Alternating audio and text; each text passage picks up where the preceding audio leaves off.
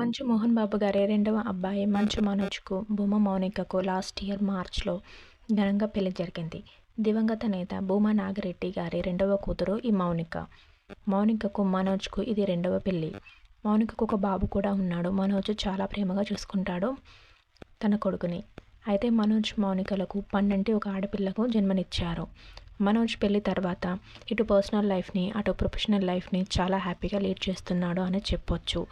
వీరిద్దరూ తమ కూతురికి దేవసేన శోభ ఎంఎం అని నామకరణం కూడా చేశారు.